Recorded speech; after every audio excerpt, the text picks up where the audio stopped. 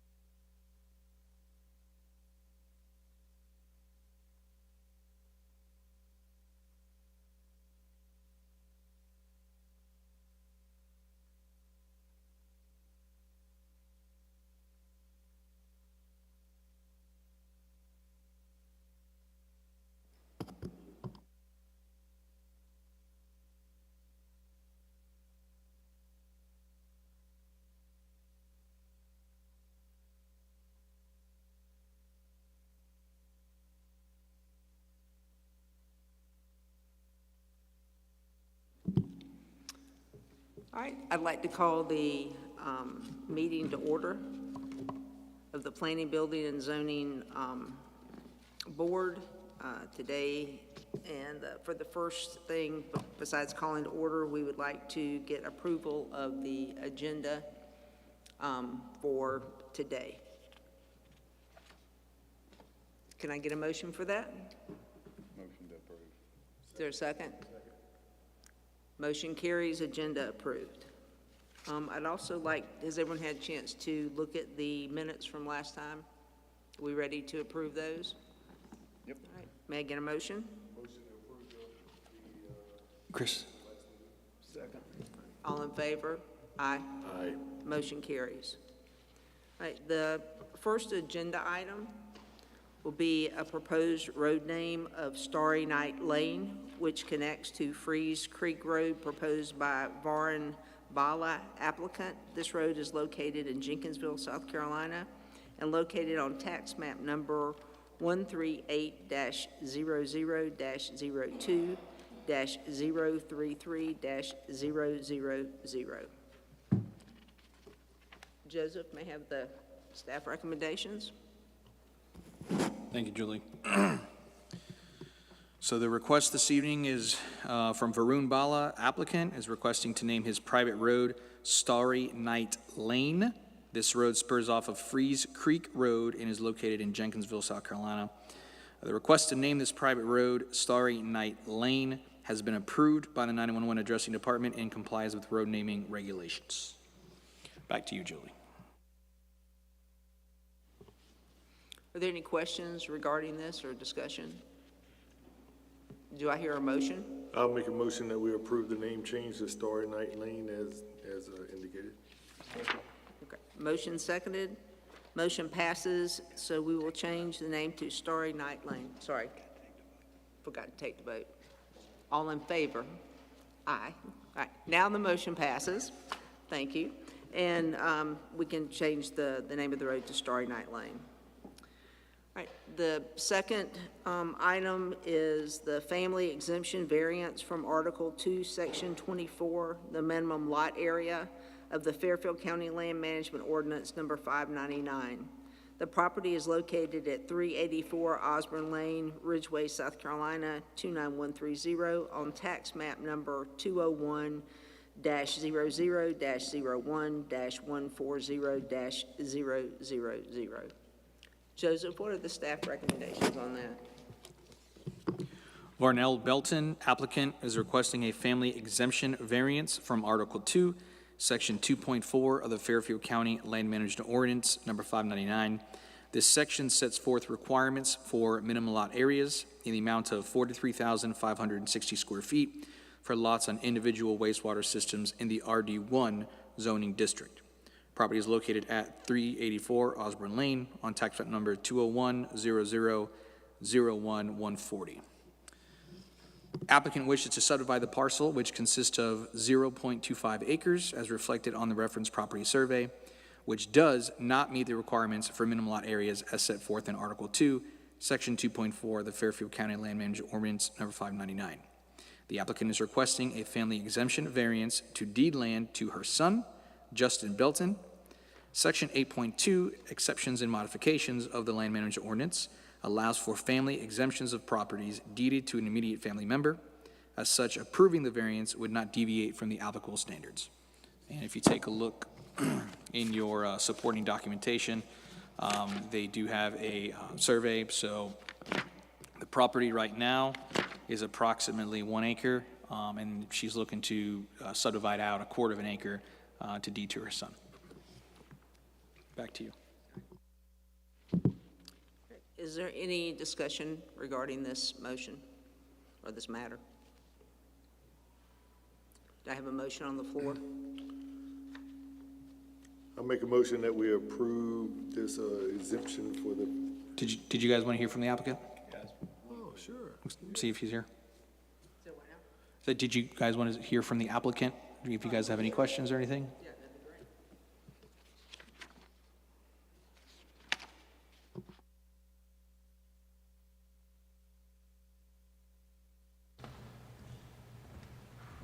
Hey, how y'all doing?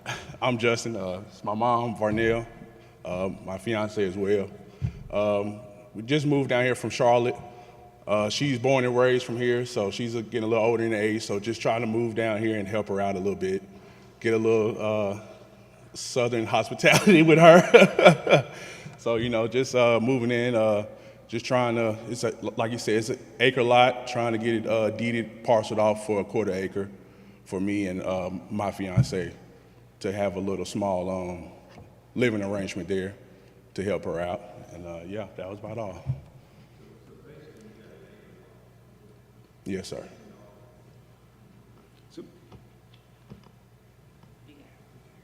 So basically, we have an acre lot, sectioning it off 1/4 acre. Yes, sir. So you can basically have 2 facilities on it, 2 houses. Yes, sir. Right, so RD1, for lots that are normally on well and septic, when it's 1 acre, right? So if you wanted to put a second residential structure, you'd have to have 2 acres. But with the family exemption, that would allow him to go ahead and subdivide a lot of 1/4 of an acre and put a structure on that. Okay, are we having to add another well and septic? It already has a well. I have to add another septic. Okay. Yes, sir. She, like you said, has already been surveyed. My mom is living on the acre currently. So she already got it surveyed and got all of the permits and everything for it. Have the well and the septic as well on the property is already cleared off. So just trying to get the A-OK from you guys. All right, now I'm assuming the DEC will have to approve for a new septic on that size lot? That's Yes, right, sir. yeah. Yes. So DES he would still be subject to the regular approvals for septic tank and everything through DES. They would determine, based on the soil study, the location of where the leach field and the septic tank would go.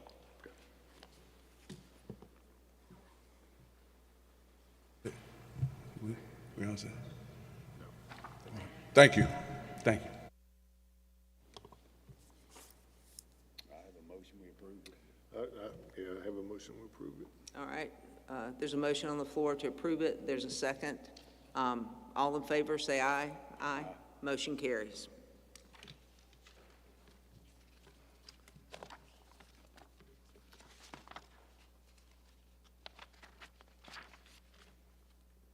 All right, we have one more applicant requesting a rezoning to rezone the property from RD1, rural residential, to industrial 1 for establishment of an industrial park. Am I on the right one? I'm on the wrong one, aren't I? No, that's right. Is that right? Yep. Okay. Is this the Dove Lane? Yeah, that's right, 133 Dove Lane. All right. So basically, the applicant's requesting the rezoning. The current zoning is a RD1. The intent of this district is to encourage rural residential and expanding urban development in accord with the comprehensive plan while maintaining to the extent practical and feasible the district's rural resources. Agricultural uses deemed incompatible with rural residential development are disallowed in this proposal. May I have the staff recommendations, Judge? Thank you, Julie. So as mentioned, the applicant is requesting to rezone the property from I-1 industrial to RD1 rural residential to allow for residential use. Now, looking at the guidance from the comprehensive plan, which was adopted in 2024, the future land use map, as referenced in the comprehensive plan adopted in 2024, identifies this area for industrial development. As such, approving the rezone would not comply with the recommendations of the comprehensive plan. Furthermore, when looking at the adjacent property zoning, in all directions, the adjacent properties are zoned industrial. There is some general business located in the area within the general vicinity. However, you're looking at the adjacent parcels, they're all located and zoned within the industrial zoning district. The applicant is requested to rezone from I-1 to RD1 to allow for residential use. The parcel is currently classified as non-conforming as a manufactured home is on site, and the I-1 district does not permit residential uses. The applicant wishes to replace the existing manufactured home with a larger unit, which is permitted if certain conditions are met, according to Section 8.7 of the Fairfield County Land Management Ordinance, number 599. The surrounding area consists of I-1 zoning, with RD1 zoning located approximately 3,400 feet to the east. The comprehensive plan identifies this area for industrial development. The proposed rezoning from I-1 to RD1 would therefore be inconsistent with the comprehensive plan and the established zoning pattern in the area. Furthermore, approving the rezoning request would create spot zoning. Accordingly, staff suggests that the Planning Commission recommend denial of the rezoning request to County Council.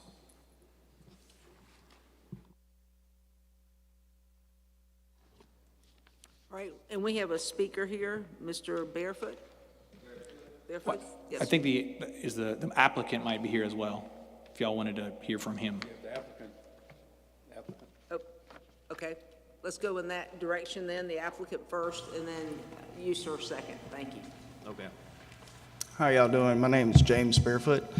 I'm currently trying to get my land changed to residential because the current mobile home that is there is too small for my family. I currently live in a single wide trailer. I'm trying to get a double wide put on there.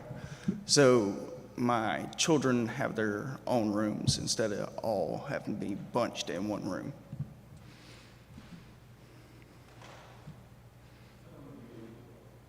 Sir? I just recently received it from my father. But I have currently lived on the land for 27 years.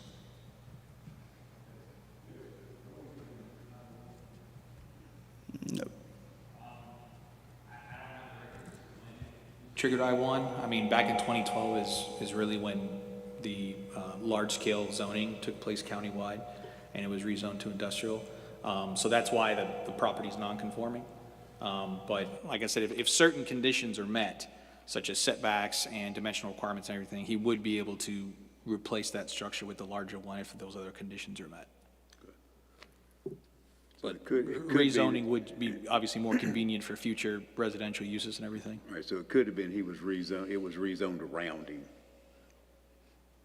Yeah, well, I think this whole area was rezoned industrial. Yeah, so there is a little pocket of some residential homes in this area, and then the overall larger adjacent properties are zoned industrial with commercial type uses on them.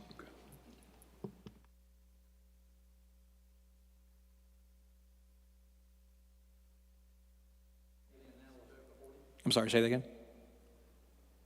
The house that he's staying in now was there before the Yeah, the area house, around. the So manufactured basically- home was there prior to Right, so their the lot industrial was- zoning. It was okay for a mobile home then, but then it got rezoned to industrial. Yeah, And right. now he's wanting to change it to something bigger and he can't. Correct, that's why it's non-conforming. Yeah.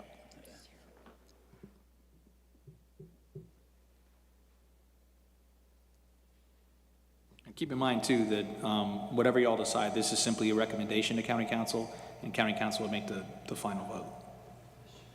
I'll make a motion that he can. Anybody have any more questions? Yeah, the setbacks that are, we talked about the exemptions.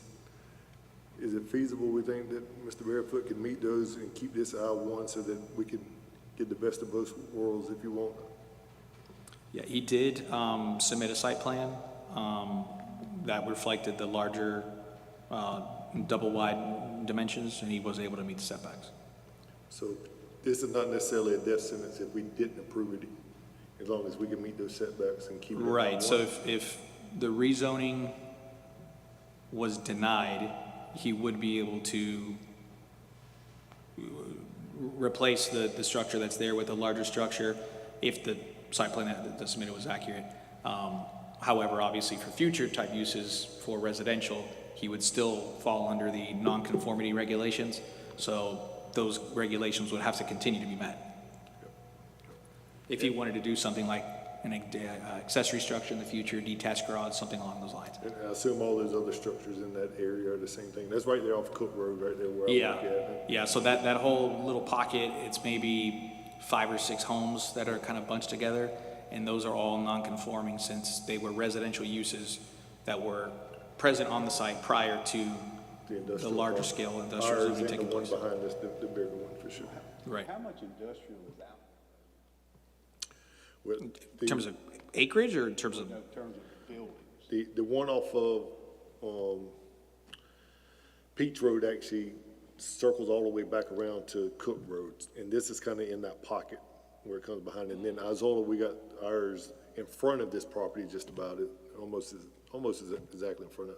Matter of fact, one of the properties, and it might be this one, was rented by us at one time, Isola. So I know there's about 6 or 8 homes that probably get affected by this. I really hate the idea of spot zoning if we can meet the criteria and keep it I-1, but at the same time, he was here before the I-1 came, so I don't want to, he shouldn't get punished for that He either, shouldn't be right? punished for that.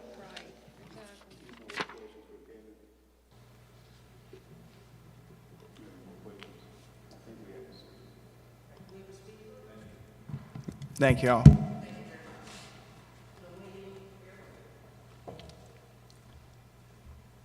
Yes, I'm William Barefoot. I've lived on this property for 68 years. It was actually a big field with cows in it.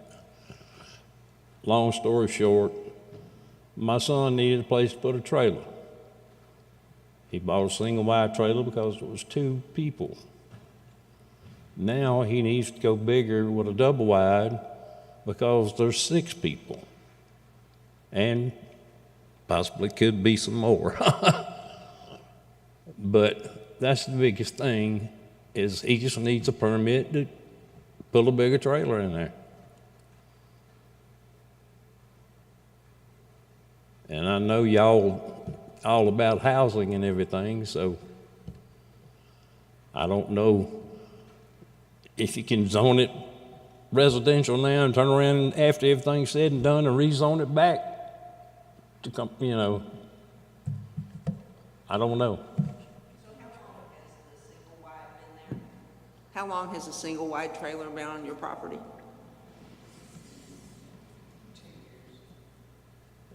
Trailer's been there 10 years. Okay, thank you.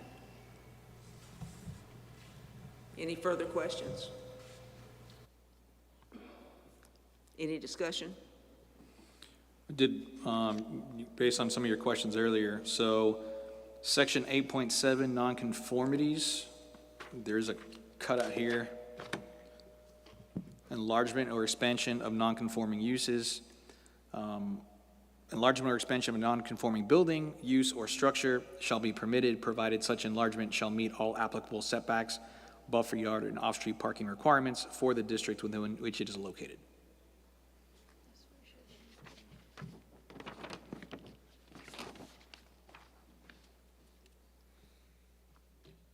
Do we know how much room he's got if he puts it in there as far as setbacks go? I mean, you know, are you talking about 2 feet or are you talking about 25 feet? Based on the site plan he showed to me, it did meet the setbacks. James, did you want to provide a little more information on that?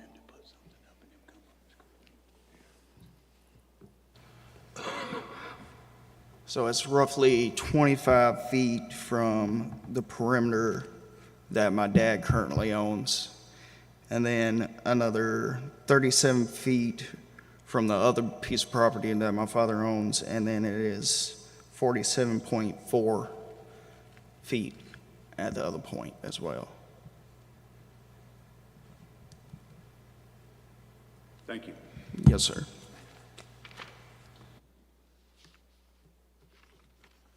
And based on those setbacks, it would meet the requirements if. Right, unless he wanted to do a larger one. Right, or a storage shed or something like that, but then the storage shed might be relocated on another portion of the site that still meets some of those setbacks. But regarding accessory uses like storage sheds and that sort of thing, the setbacks are more forgiving than, primary structures. Yeah. And so what I'm hearing here is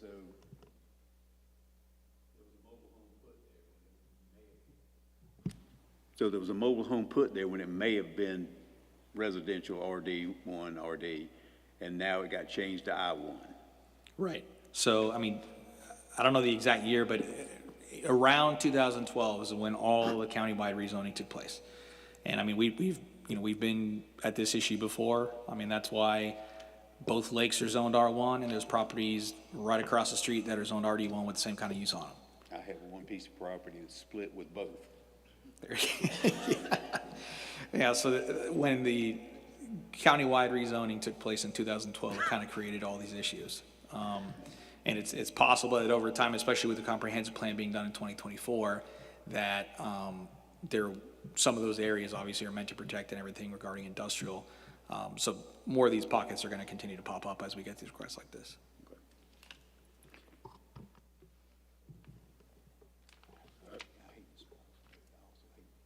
Yeah.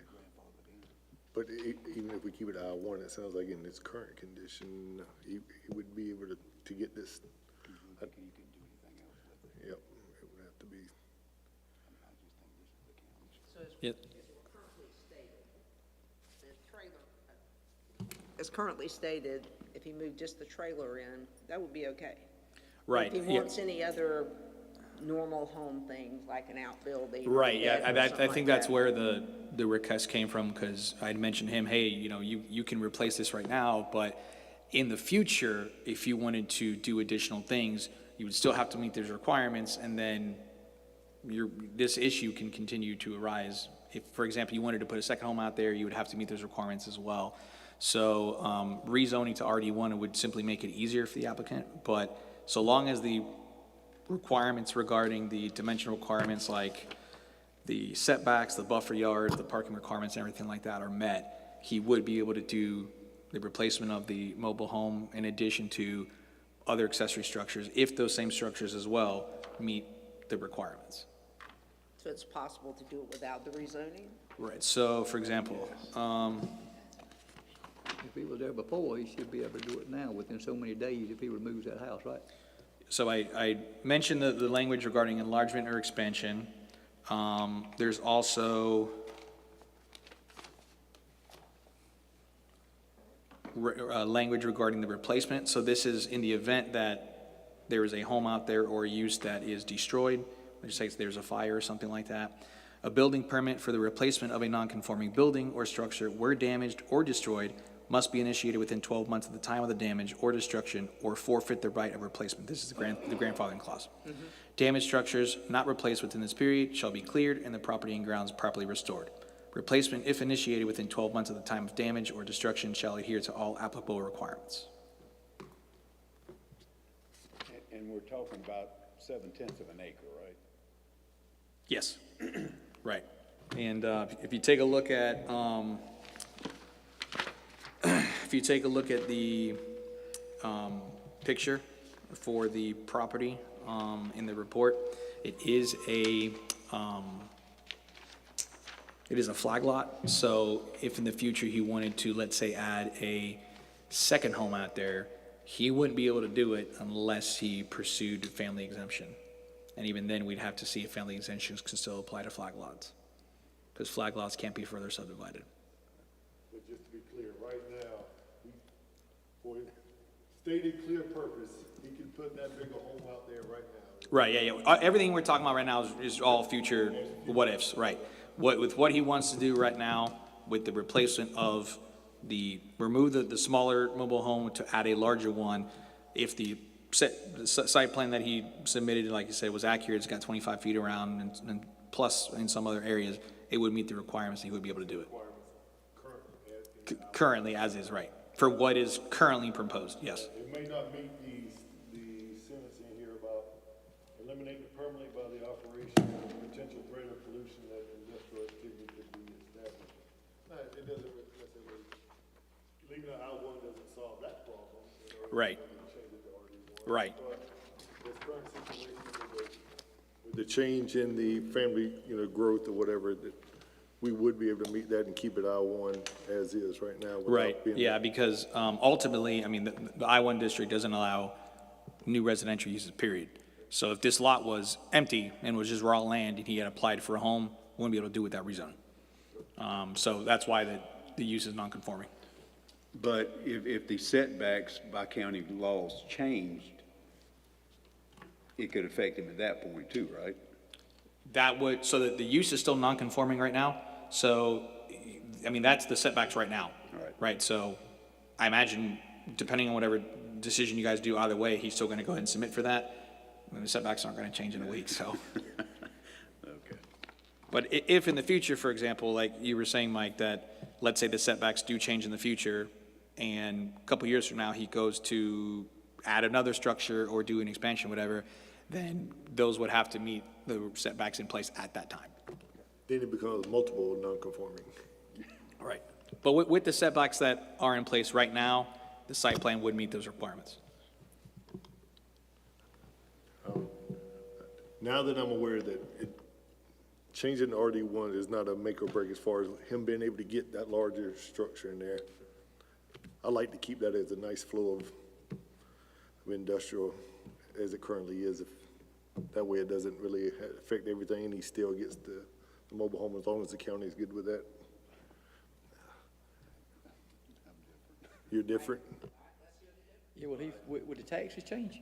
What's that? Will his taxes change? No, so that's industrial property, so it wouldn't be fair to him pay industrial taxes, and he's got a residential lot there. That wouldn't be fair, because they did the same thing to me up on the far end of town, without even telling anybody. So the property right now is already zoned industrial. From my understanding, the taxes are based off of the use, not the zoning. So you can have commercial zoning, but if there's a residential home on it and the use is residential, you qualify for the 4%. So he could still use it as residential, and then he could get the homestead, Yeah, yeah, if he's a resident He's a and, resident. right, That's if the he's a only piece he resident owns, and that's yeah. his primary residence, he's living on the property, he can get the 4% because that's based on use. I mean, there are people that live on commercially zoned property, for example, that half the portion is their business, half the portion is their land, and it's split as such where half of it is 4%, the other half is 6%. Yeah.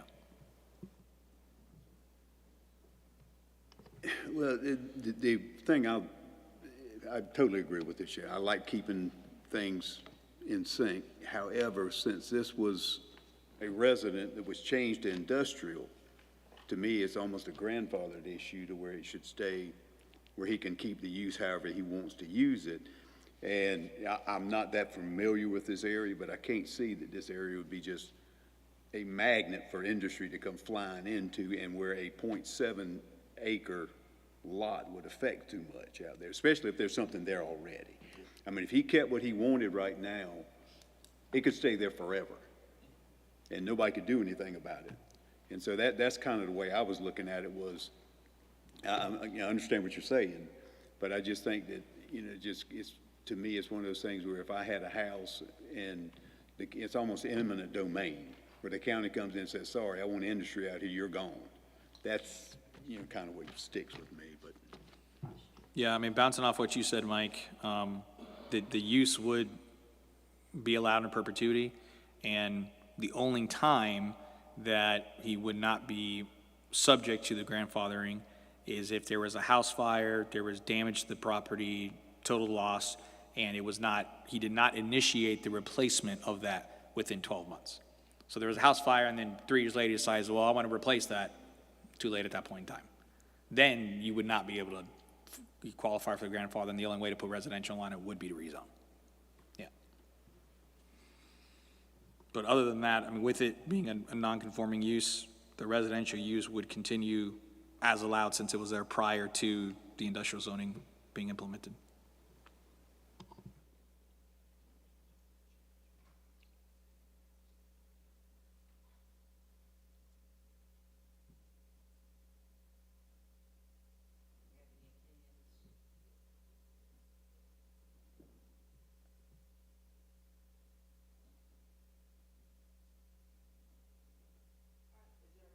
On the floor regarding this issue.